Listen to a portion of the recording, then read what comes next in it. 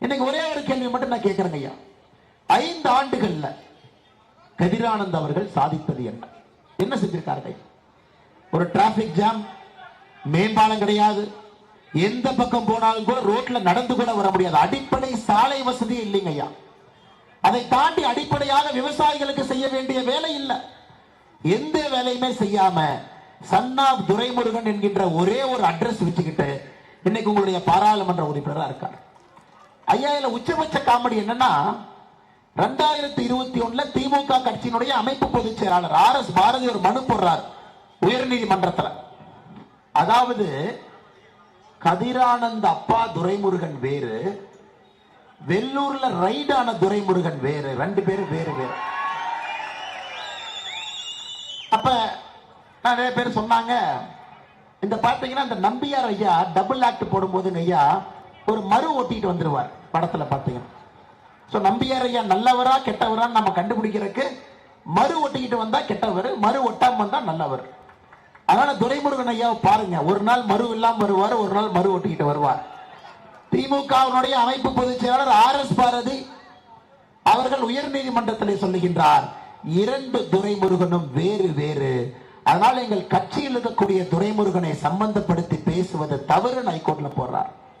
இதை விட அடிமுட்டாள்களை அரசியல் நீங்க பார்க்க முடியாதுங்க. கடைந்தெடுத்த அடிமுட்டாள்.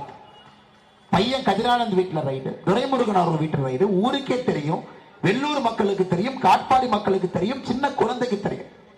ஆனா கோயம்புத்தூர்காரங்களுக்கு தெரியாதுல்லங்க ஐயா, தென்காசிக்காரங்களுக்கு தெரியாதல்ல, கன்னியாகுமரிக்காரங்களுக்கு தெரியாதல்ல. இந்த அரசியலை தான் திமுக 70 ஆண்டு காலமாக செய்து கொண்டிருக்கின்றார்கள். நாங்க மறு வச்சா கெட்டவங்க, மறு எடுத்துட்டா நல்லவங்க, அப்படித்தான் மாறி மாறி கூட்டணி வைத்து வைத்து வைத்து 70 ஆண்டு காலமாக தமிழக அரசியலை சின்னாபின்னப்படுத்திக் கொண்டிருக்கின்றார்கள்.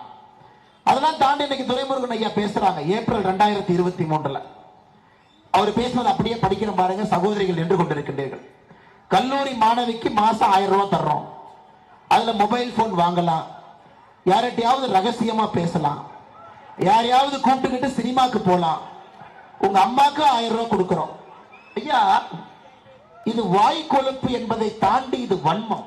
வாய்க்கொழுப்பு ஒரு பக்கங்க, இது வன்மம்.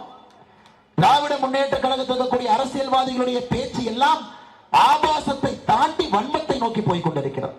அதை யாராலையும் காது கொடுத்து கேட்க முடியாதுங்க ஐயா. 2 பேர் யாரு போட்டி போட்டுக்குவாங்கன்னா, துரைமுருகன் அவர்களும் பொன்முடி அவர்களும் போட்டி போட்டுக் கொள்வார்கள். ஆபாசமும் வன்மமும் யாருக்கு அதிகமாக திராவிட முன்னேற்ற கழகத்தினுடைய அரசியல் வாழ்வில் இருக்கு. எப்படிங்க ஐயா விட முடியும்? அதனாலதான் நீங்க காட்பாடியில் ரொம்ப கஷ்டப்பட்டீங்க, எப்படியாச்சும் தோக்கடிச்சிடணும். ஆனா 746 ஓட்டுல தப்பிச்சுக்கிட்டாங்க.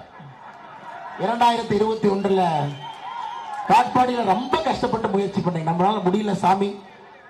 சுதந்திரத்துக்கு பிறகு வேறு எம்எல்ஏவே நாம் பார்க்கல. ஒரே ஒரு மனுஷன் 10 முறை 11 முறை இருக்கிறாரு. ஒரே ஒருக்கா சகோதரி கலைச்செல்வி அவரிடம் தோற்றிருப்பதாக நான் அறிகின்றேன், ஒரே ஒரு முறை. ஆனால் இந்த முறை நீங்க எல்லாம் தலைகீழா நின்று பார்த்தீங்க, 746 ஓட்டு வித்தியாசம் தப்பிச்சுக்கிட்டாருங்க ஐயா. எனக்கு நம்பிக்கை இருக்கிறது, அடுத்த முறை இது நடக்காது என்கின்ற நம்பிக்கை இருக்குது. பாதகம் செய்பவரை கண்டால் நாம் பயங்கொள்ளலாகாது பாப்பா, மோதி மிதித்து விடு பாப்பா, அவர் முகத்தில் உமிழ்ந்து விடு பாப்பா. அண்மை செய்திகளை உடனுக்குடன் தெரிந்து கொள்ள இணைந்திருங்கள் இயம்நாடு தொலைக்காட்சியுடன்.